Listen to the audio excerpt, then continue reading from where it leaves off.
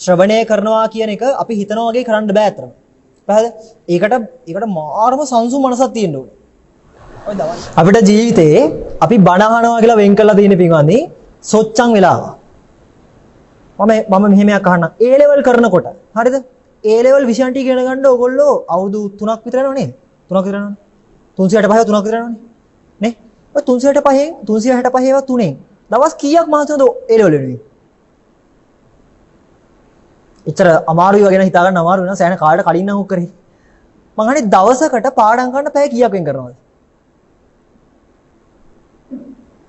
ඈ? කීයක් වෙන් කරනවද? නිදා ගන්න වෙලාව හැරෙන්න කන්නේ බොන්නේත් නැහැ. පැහැදිලිද?